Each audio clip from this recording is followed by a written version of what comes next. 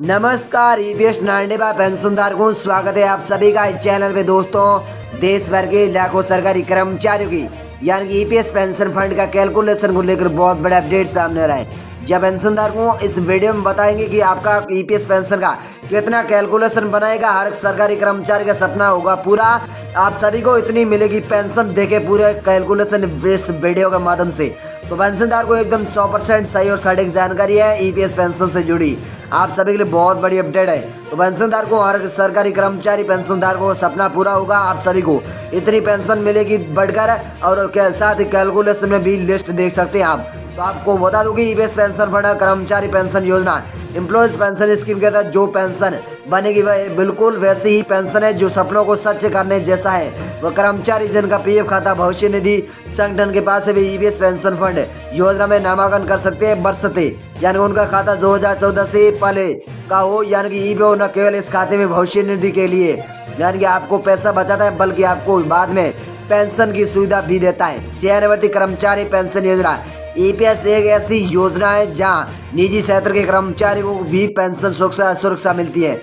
यानी कि ईपीएफ ने साल 1995 में इस योजना और यानी कि अधिक आकर्षण बना दिया था और इसका नाम बदलकर ईपीएस 95 पेंशन कर दिया गया था। जी हाँ दोस्तों, बिल्कुल सही सुना। ये आप सभी को स्क्रीन पर दिखाई दे रहा है कि ईपीएस पेंशन का फंड है और लिस्ट है आप सभी का, यानी कि कितनी पेंशन बनेगी ये आप देख सकते हैं। मोदी का फोटो और कैलकुलेशन की लिस्ट पूरी देख सकते हैं आप, कैलकुलेशन कितना आप सभी की पेंशन का। वही दोस्तों, आपके लिए अगली बड़ी खबर ये आ रही है कि कर्मचारी पेंशन योजना एम्प्लॉयज पेंशन स्कीम मतलब एक ऐसी ही पेंशन योजना है जिसमें ईपीएफ कर्मचारियों के साथ पूरे परिवार को ईपीएस पेंशन फंड की सुविधा प्रदान करता है। इस योजना को छोड़ने वालों को कई यानी कि अन्य सुविधा भी प्रदान की जाती है। वर्तमान में लगभग 75 लाख पेंशन भोगी ईपीएस 95 पेंशन योजना के लाभार्थी, इसके अलावा करीब 6 करोड़ से अधिक यानी कि सब्सक्राइबर ईपीएफ से जुड़े हैं, जिन्हें मतलब हाल ही में ईपीएस पेंशन करीब स्कीम जोड़ने का विकल्प दिया जाएगा। जी हाँ दोस्तों, बिल्कुल सही सुना। इसके साथ ही ये योजना सेवानिवृत्ति न्यूनतम और गारंटी कर पेंशन सुरक्षा प्रदान करती है आप सभी को। ये भी बड़ी खबर है आप सभी के लिए, बिल्कुल सही सुना। वही दोस्तों, अगली बड़ी खबर ये आ रही है कि पेंशन लाभ प्राप्त यानी कि कैसे प्राप्त कर सकते हैं ईपीएस पेंशन अपडेट। जी हाँ, पेंशन धारकों सभी पेंशन भोगी ईपीएस पेंशन यानी कि लाभ ईपीएस पेंशन का लाभ कैसे प्राप्त कर सकते हैं इसके बारे में बता दूंगी।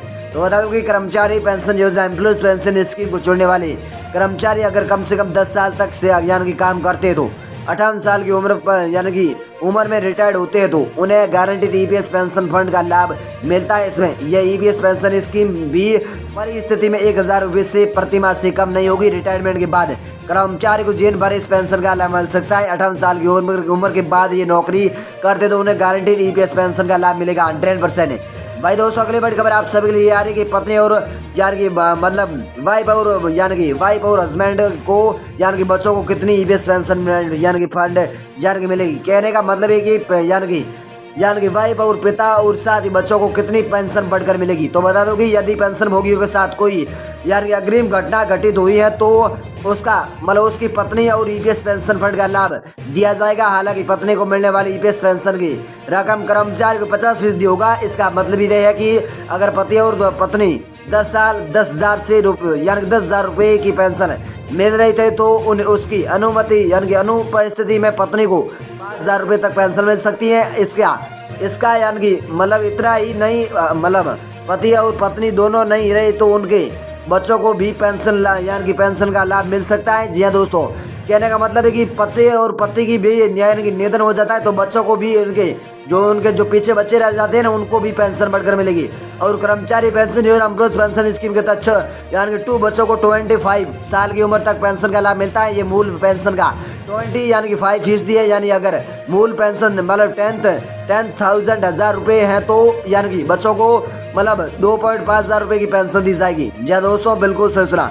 वह दोस्तों, अगली बड़ी खबर आप सभी लिए आ रही है कि सेवानिवृत्ति से पहले यानी कि कर्मचारियों को पेंशन का कितना मिलेगा लाभ। तो बता दो कि कर्मचारी पेंशन योजना एम्प्लॉयज पेंशन स्कीम के तहत रिटायरमेंट से पहले भी पेंशन का लाभ दिया जाता है। अगर कोई बेरोजगारी हो जाता है तो उसे 50 साल की उम्र से ईपीएस पेंशन फंड का यानी कि मिलना शुरू हो जाती है। इसके साथ ही अलावा अगर कोई कर्मचारी के दौरान सेवा के दौरान स्थायी रूप से विकलांग हो जाता तो उसे विकलांग पेंशन दी जाती है। इस ईपीएस पेंशन का लाभ उठाने के लिए 10 वर्ष की सेवा पूरी करने के लिए कोई शर्त नहीं है। जी दोस्तों, बिल्कुल सही सुना। वही दोस्तों, आप सभी के लिए अगली बड़ी खबर आ रही है कि एम्प्लॉयज पेंशन स्कीम क्या है पूरा फॉर्मूला, यानी कि ईपीएस पेंशन जो एम्प्लॉयज पेंशन है इसमें ईपीएस पेंशन फंड का पूरा क्या फॉर्मूला। आपको बता दूं कि कर्मचारी के मूल वेतन का 12% पीएफ खाते में जमा होता है। कर्मचारी पेंशन योजना एम्प्लॉयज पेंशन स्कीम के नए नियोक्ताओं का भी योगदान उतना ही बढ़ा दिया, लेकिन नियोक्ताओं का योगदान एक हिस्सा ईपीएस पेंशन फंड में यानी कि जमा होता है। ईपीएस की बेसिक सैलरी वो 33% यानी कि योगदान है। तो हालांकि पेंशन योग्य वेतन की अधिकतम सीमा 15,000 रुपये, तो ऐसे में पेंशन फंड में हर महीने अधिकतम 1250 रुपये ही जमा किए जा सकते हैं। जय पेंशनदार को यानी कि 12% के पीएफ के हिसाब से आप सभी के लिए यानी कि हर पेंशन फंड के हर महीने के हिसाब से 1250 रुपये ही जमा किए जाएंगे आप सभी की पेंशन में। वही दोस्तों, अगली बड़ी खबर आ रही है कि एम्प्लॉयज पेंशन स्कीम में 333% वेतन में होगी वृद्धि। जय पेंशनदार को एम्प्लॉयज पेंशन स्कीम एक पेंशन है जिसमें आप सभी के लिए 333% की बढ़ोतरी हो जाएगी वेतन में, यानी कि पेंशन की में 333% बढ़कर आप सभी को यानी कि पेंशन बढ़कर मिलने वाली। बता दें कि कर्मचारी भविष्य निधि संगठन के नियमों के मुताबिक अगर कोई कर्मचारी लगातार 20 साल या से ज्यादा समय तक पीएफ में योगदान करता तो उसकी यानी कि सेवा में 2 साल और भी जुड़ जाते हैं। इस तरह 33 साल की सेवा पूरी होने पर लेकिन 35 साल के लिए पेंशन फंड की गणना की गई है। तो ऐसे में उस कर्मचारी की सैलरी में आज तो 33% का इसका यानी इजाफा हो सकता है। कर्मचारी पेंशन योजना एम्प्लॉयज पेंशन स्कीम के बारे में पूरी जानकारी मैंने आप सभी को विस्तार से दे दी है। पेंशन से जुड़ी बहुत बड़ी अपडेट है। हर कर्मचारी सरकारी कर्मचारी पेंशन भोगी का सपना पूरा हो जाएगा। मैंने कैलकुलेशन बता दिया पेंशन से जुड़ा, यानी कि पेंशन आपको बढ़कर मिल सकती है। पेंशनर को कितनी मिलेगी मैंने आप सभी को विस्तार से जानकारी दे दी है। तो पेंशनदार को ये अपडेट पसंद आए तो सिर्फ वीडियोस को लाइक करें, साथ ही चैनल को सब्सक्राइब करें, नीचे बेल आइकन घंटी को अवश्य दबाएं। तो पेंशन से जुड़ी सबसे पहले इस चैनल पर वीडियोस यानी कि पेंशन से जुड़ी यानी कि पहले इस वीडियो को मतलब कहने का मतलब है कि सबसे पहले देखने को मिले। तो पेंशनदार को अब मिलते हैं नेक्स्ट अपडेट के साथ, तब तक के लिए जय हिंद जय भारत।